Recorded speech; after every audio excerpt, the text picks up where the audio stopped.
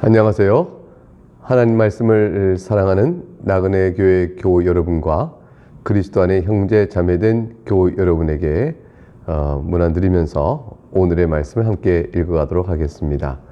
오늘 우리는 바벨론이 남유다 왕국을 네 번째 침공하는 그 사건으로 말미암아 남유다가 결국엔 멸망을 당하는 슬프고 가슴 아픈 소식을 보게 되어집니다.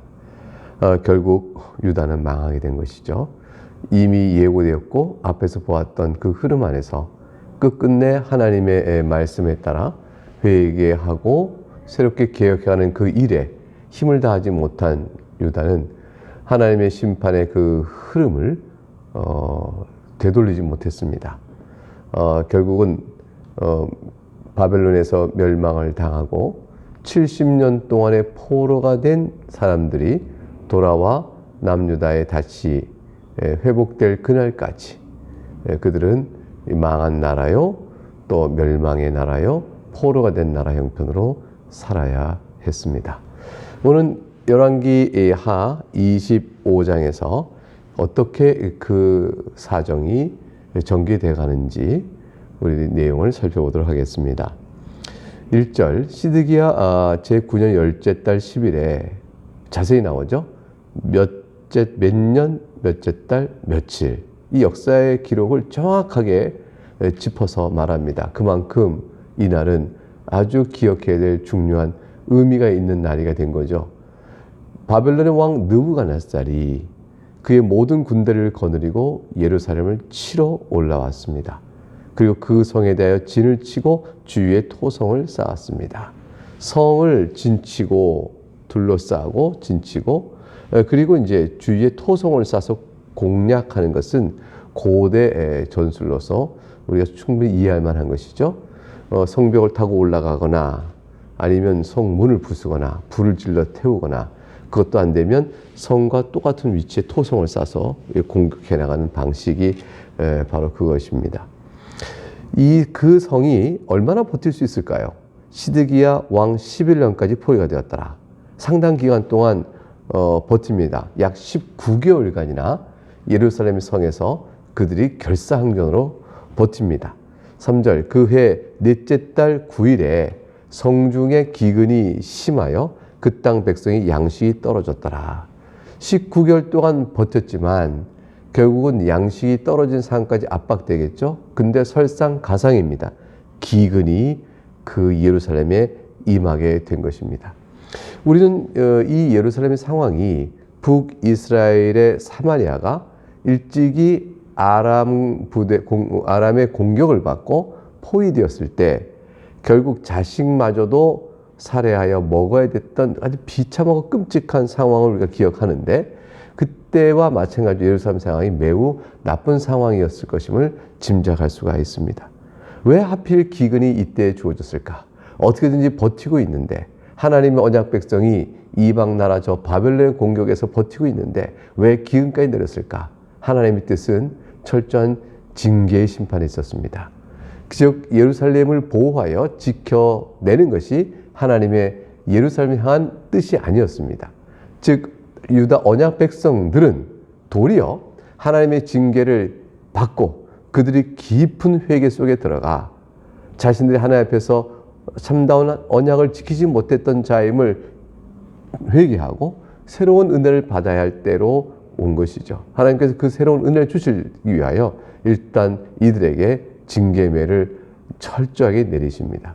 예레미야는 이때쯤에 대하여 우리가 마땅히 바벨론에게 항복하고 하나님이 내리시는 징계를 선히 받아야 한다고 외쳤던 메시지를 우리가 기억할 수가 있을 것입니다. 4절에 그 성벽이 마침내 파괴가 됩니다. 겐들 속에 파괴가 되고 그러자 모든 군사가 밤중에 이 모든 것은 유다의 공사입니다. 유다의 군사들이 밤중에 두 성벽 사이 왕의 동산 견문길로 딱 틈을 타서 도망해 버렸습니다. 왕이 비상탈출한 것이죠. 자기들이 알고 있는 비밀한 길을 통해서 비상탈출을 한 겁니다. 갈대아인들이 그 성읍을 에워쌌으므로 그가 아라바 길로 가더니 그러니까 성벽이 무너지기 시작하자 그들은 안 되겠다 싶어 탈출하면서 갈대아인들 즉 바벨론 군사가 에워쌌음에도 불구하고 위험을 무릅쓰고라도 그 선에서 더 견디지 못하고 탈출을 시도한 것입니다. 결국 어떻게 되겠어요? 붙들리게 되겠죠. 5절에 갈대아 군대가 막 왕을 뒤쫓아갑니다. 멈춰라 잡아라! 그러겠죠? 여리고 평지에서 그를 따라 마침내 잡게 되어집니다. 왕의 모든 군대가 그러자 그를 떠나 흩어집니다. 참 묘하죠? 왕의 군대가 결사항전을 왕을 보호하라 하고 거기서 싸우다 다 죽었다 이렇게 되지 않고 군대가 다 흩어져 버립니다. 하나님께서 왕을 보호해야 될 정예 군사들의 사기를 완전히 떨어뜨리고 그들이 자기 목숨을 개인적으로 부지하게 하여 도망가도록 하나님이 섭리하신 거죠. 결국엔 바벨론 왕에게 시드기야가 끌려갑니다. 그들이 왕을 사로잡아 림나에 있는 바벨론 왕에게 끌고 가니 그들이 그를 신문합니다. 신문의 결과 시드기야 아들들을 그의 눈앞에서 죽이고 자식이 죽는 걸 봐야 했어요. 그리고 시드기야의 두 눈을 빼버렸습니다. 그 노사슬로 그를 결박하여 바벨론으로 끌고 갔습니다.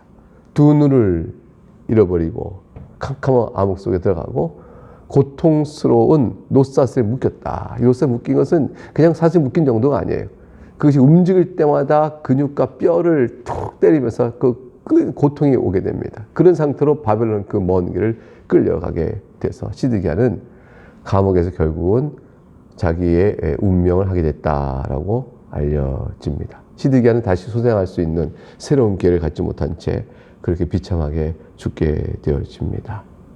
시드기야가 하나님 앞에 나오지 않았던 거죠. 그리고 애굽의 힘을 의지했던 것이죠. 바벨론을 대항했습니다. 하나님은 예레미야를 통해서 바벨론에게 항복하고 그리고 하나님의 징계를 받으라고 했습니다. 하나님께 나와 자신들을 살려줄 것을 얘기하고 하나님께서 바벨론의 포로가 되도록 하시는 역사를 가운데서도 그 징계를 선선히 받으면 살 길이 있었던 것이에요. 바벨론과 평화를 위하고 평강을 유지하면 살 길이 있었습니다. 그러나 그들은 미련하여 그 말을 듣지 않은 채 끝까지 저항하다가 이게 비참한 최후를 당하게 되어집니다. 8절 이하에 계속해서 이들이 당한 내용이 나옵니다. 바벨론 왕 느부갓네살의 19째 해 5월 7일에 다시 날짜가 정확하죠? 근데 이때는 왜 시드기야의 몇 년 며칠이 아니고 느부갓네살을 기준으로 말했을까요? 이미 시드기야가 이렇게 된 상황에 남유다는 국가로 존재하지 않게 된 것이죠. 국가로서 다 무너져버린 남유다의 연역은 일단 쓸 필요가 없게 된 겁니다. 바벨론 왕 느부갓네살의 19째 해 5월 7일에 이미 망해버린 유다는 망했다는 사실을 벌써 암시해주고 있고요. 바벨론 왕의 신복 시위대장 느부사라단이 예루살렘에 이르러서 9절 여호와의 성전과 승자로서 막 파괴하고 약탈한 게 나옵니다. 왕국을 다 불살라버렸다. 예루살렘의 모든 집을 귀인의 집까지 다 불살라버렸어요. 완전 폐허가 돼버린 것이죠. 시위대장에 속한 갈대아 온 군대가 예루살렘 주위의 성벽을 다 헐어버렸으니 성으로서의 면모가 다 없어져 버립니다. 11절 성중에 남아있는 백성과 바벨론 왕에게 항복한 자들과 무리 중 남은 자는 시위대장 느부사라단이 모두 사로잡아 가버려요. 12장 시위대장이 그 땅에 비천한 자를 남겨두어 포도원을 다스리는 자와 농부가 되게 하였더라 그랬습니다. 결국은 다 유력한 자들은 끌고 가버리고 죽이거나 일부는 끌고 가고 그리고 그 땅은 보통 평범한 사람들에게 경작을 하도록 맡겨버린 형태가 되어졌습니다. 결국 국가로서의 기운은 다 제어버리고 빼앗아버린 것이죠. 다시는 바벨론에 대해 저항할 수 있는 어떤 세력도 그곳에 형성되지 못하게 뿌리채 뽑아버린 겁니다. 13절에 그러다 보니까 어떤 비참한 일이 벌어지나 보세요.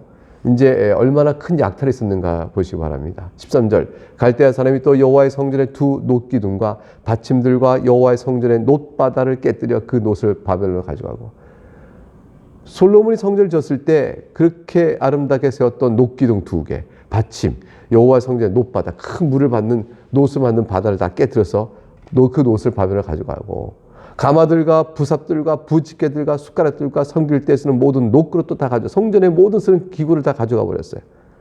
15절 시위대장이 또 불 옮기는 그릇들과 주발들 곧 금으로 만든 것이나 은으로 만든 것이나 모두 다 가져가 버리고 16절 솔로몬이 여호와의 성전을 위하여 만든 두 기둥과 큰 바다와 받침들을 다 가져가 버렸는데 그 모든 기구들을 만들 때 쓴 놋무게를 헤아릴 수 없었으니 그들이 얼마나 귀한 것들이었어요. 솔로몬의 그 영화의 물질의 풍요로울 때 했던 것인데 그 놋을 다 가져가 버렸습니다. 그 한 기둥은 높이가 18규빗이요. 그 꼭대기에 놋머리가 있어 높이가 3규빗이요. 그 머리에 둘린 그물과 송리가 다 놋이라. 다른 기둥의 장식과 그물도 이와 같았더라. 철저히 회파해버린 겁니다. 왕궁만 태운 거 아니라 성전마저 이처럼 철저하게 파괴되었어요. 성전의 모든 위용은 다 무너져 버렸어요. 성전에 할 것이 없어졌어요. 그 모든 것들, 성전의 그릇 다 끊어갔죠. 성전의 상징했던 두 녹기둥도 없어져 버렸죠. 아무것도 없게 된 모습이 되어버리고 말았습니다. 하나님께서 왜 이렇게 성전마저 철저히 파괴되도록 하셨을까요? 그 하나님의 언약 백성을 일컫던 유다가 하나님을 만날 수 있는 기회요, 하나님이 만날 수 있는 장치요, 길로 열어줬던 성전을 다 하나님께 회파하도록 하셔서 하나님과 언약 백성 사이에 일단 성전을 통해 만나는 것은 하나님께서 없애버리신 겁니다. 이제 남은 것은 이 유다 백성의 하나님을 말씀 가운데서 영으로 기억하며 주 앞에 나와 예배하는 것 외에는 그들이 성전을 의지해 주 앞에 나올 수 있는 모든 그림자들은 다 파괴되어 버린 것이죠.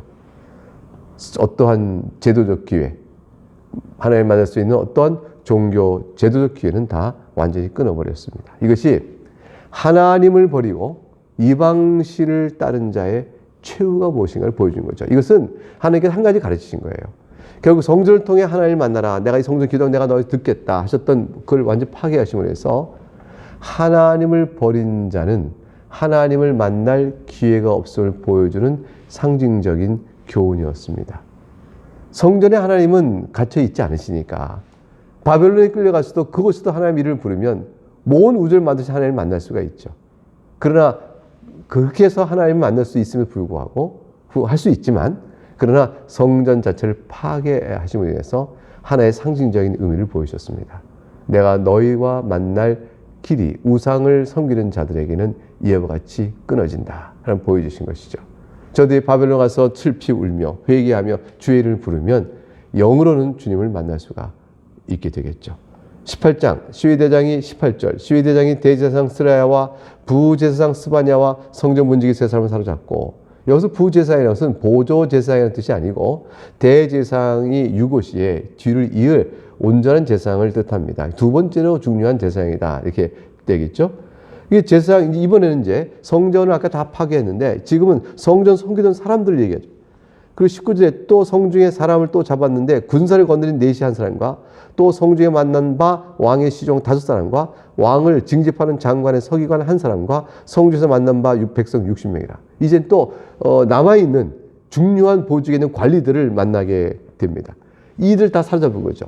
성전을 지켰던 제사장 그룹들을 다 사로잡고 또 관리들을 다 사로잡고, 여기서 내시란 것은 이제 것에 대한 환관이 아니라 관리를 뜻해요.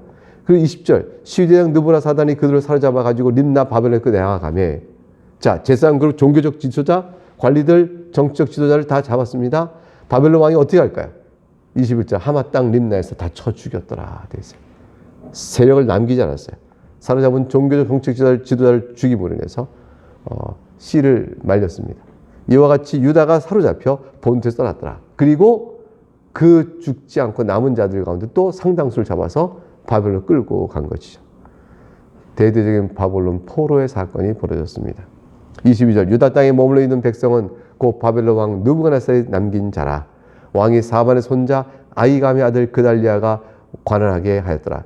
이제 백성들을 남겼지만 평민들 남은 게 아니겠어요? 그들은 이제 관할하여 질서를 이루어야 되니까 느부갓네살이 이제 총독을 세우는 거죠. 총독을 누구 세우냐면 그달리아라는 사람을 총독을 세우는데, 이 자가 누구냐면 사반의 손자라 했어요. 사반은 요시야 왕 때 서기관이었어요. 명망이 참 높은 사람이었습니다.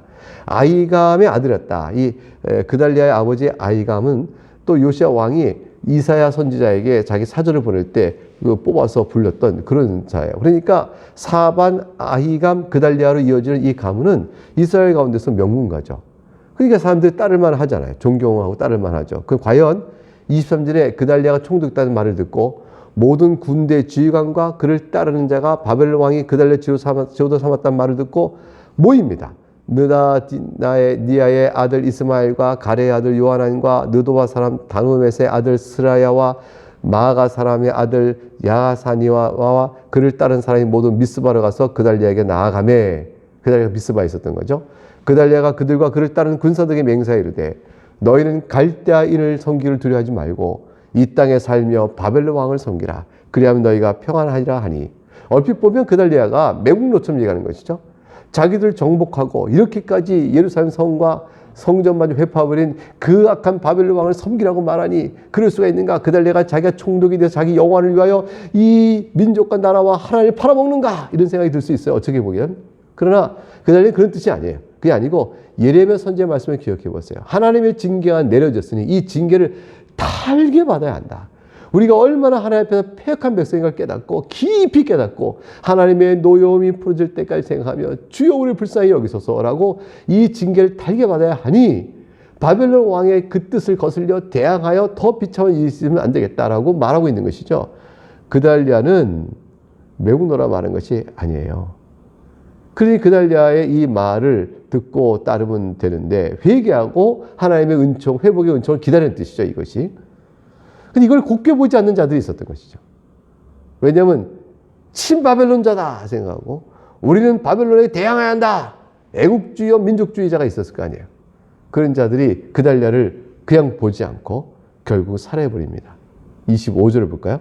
7월에 왕족 엘리사마의 손자 느다니아의 아들 이스마엘이 부하 10명을 건들고 와서 그달리아를 쳐서 죽이고 또 그와 함께 미스바에 있는 유다 사람과 갈대의 사람을 죽였습니다. 반 바벨론주의자들이요. 우리 바벨론에 대항해야 된다라고 다윗 왕조를 회복하자 뭐 이렇게 명분 내었겠지만 하나님이 이때 주신받은 선지자의 뜻을 바로 알지 못했던 거예요. 결국 저들은 임의로 인간의 생각으로 다윗 왕조의 회복, 이스라엘 회복을 주장했지만 세력이 무슨 힘이 있겠어요. 하나님 때를 열릴 때까지는 안 되는 것이요. 하나님이 회개하라 할 때는 회개해야 되는데 임의로 움직였습니다. 그러고 나서는 가만히 생각하니까 두렵잖아요. 바벨론이 왕이 세웠던 총독을 그렇게 죽였으니 두려워서 어떻게 해요? 다시 그러니까 26절에 노선을 막노라고 아이고 안 되겠다. 바벨론 왕이 이 소식을 듣고 우리를 어떻게 하겠나 싶어서 백성과 군대 장관들이 다 일어나서 애굽으로 도망갑니다. 갈대아 사람을 두려워했습니다. 26절에 되어 있어요. 27절에 유다의 왕 여호야긴이 사로잡혀간 지 37년 갑자기 여호야긴이 나옵니다. 여호야긴은 즉위후 3개월 만에 불과 바벨론에서 친애굽 정치 쓰다가 바벨론에 끌려갔죠. 근데 이때쯤에 37년이나 묵은 이때째 여호야긴 얘기가 갑자기 나와요.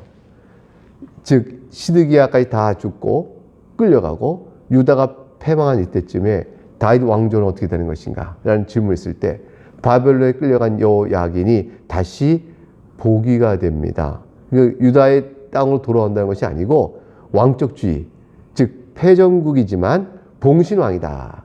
일종의 그런 지위가 회복되는 내용이 27절에 나오는 것이죠.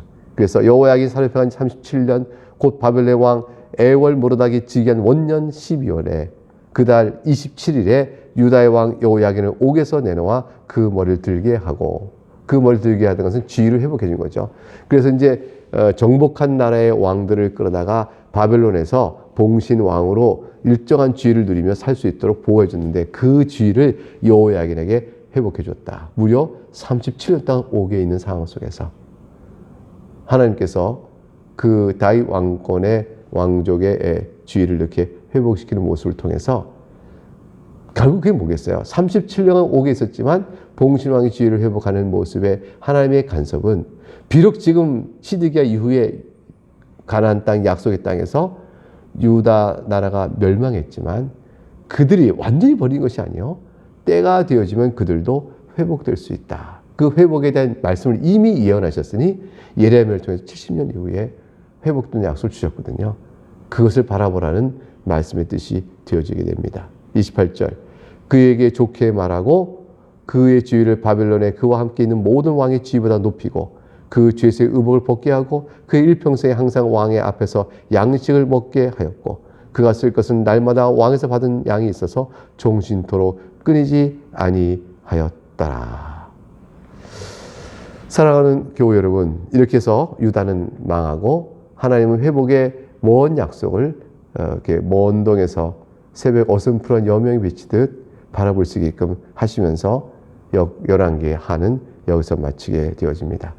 하나님께서는 언약을 파괴하며 우상을 숭배하며 예루살렘 성전 곳곳에까지 우상들을 세웠던 유다의 그 악한 것은 결국은 끝내 돌이키지 않은 채 저렇게 악한 저들을 향해서 하나님께서 오염된 그 영적 타락을 완전히 정화시키고 새롭게 하시길 바라셔서 큰 징계 안에 내어두신 것입니다. 그러나 우리가 알듯이 예레미야 선지자를 통해서 약속 말씀을 이미 주신 것처럼 70년이 지난 후에 저들은 돌아옵니다. 하나님의 회복의 역사가 있게 되어지는 것이죠.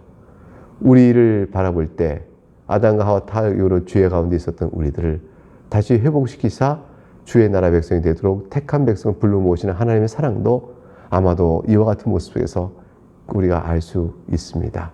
우리 개개인도 죄 가운데 있을지라도 하나님 우리를 버리지 아니하시고 그 앞에 회개하고 엎드릴 때 징계하시거나 징계를 행하지 않으셔서도 회개하는 우리들 끝까지 보호하시고 또 회복시켜주는 그 은혜를 우리가 기억합니다.